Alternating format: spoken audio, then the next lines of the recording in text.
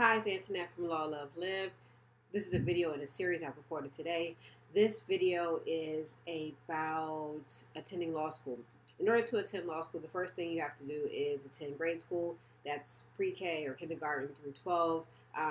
Most people graduate from high school, grade school, high school, grade school, middle school, junior high school, high school being the end. And there are people who obtain GEDs, and a GED is sufficient to attend undergrad and then move on to law school.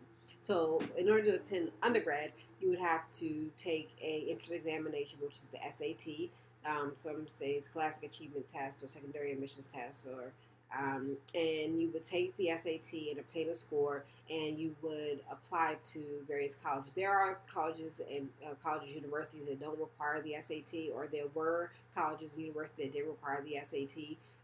And so you may be able to attend without having that particular requirement, having to meet that particular requirement. The schools look at your performance, your academic performance when you were in high school and any extracurricular activities in order to determine your qualifications for college. And so in that process is pretty straightforward. You would fill out an application. It would have, certain information on that application, certain basic information that you have to fill out on the application, and your SAT scores, your academic achievement, your extracurricular activities, and then you would then attend college. There are people who complete it in 4 years. Maybe you completed in fewer than 4 years. Maybe you completed in greater than 4 years, depending on your experience and your schedule. And once you have completed undergrad, then you would then go on to complete your application process for law school.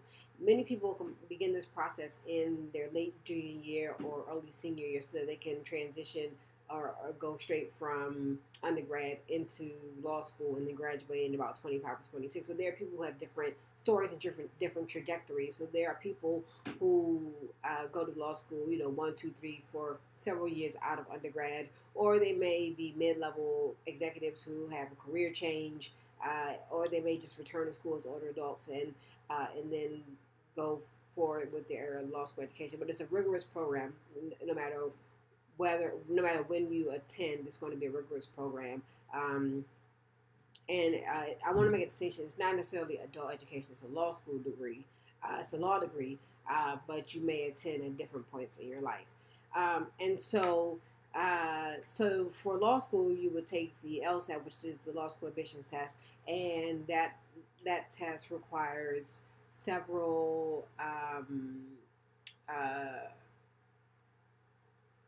competencies. So you would do logic games, you would do logical reasoning, reading comprehension. Actually, there's 2 logical reasoning sections, and so you will complete those to obtain acceptance into law school. You would try and get a score in the top 50%, and the score ranges from 120 to 180. Most schools, I think, will consider a score of somewhere around the 150 range qualifying and competitive. And there are people who attend law school with a LSAT that's less than 150, in the 140s. It just depends on your particular application. So the LSAT is required. Also, the school will look at your academic performance in undergrad, any extracurricular activities in undergrad, if you obtained any master's degrees or other degrees prior to attending law school, or if you did a dual degree in undergrad, they'll look at those types of things. And if you did any volunteer work or community service, they may also consider those things in your application. You have to write an essay for your application, and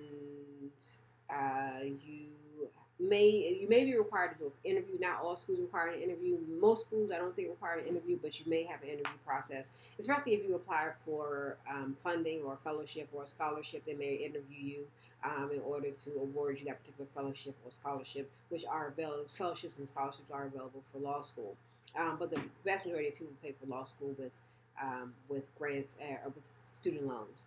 So that is the brief down and dirty about law school. If you want to attend, it's manageable, it's reasonable, and you are able to attend if you make the proper preparation and meet the qualifying requirements.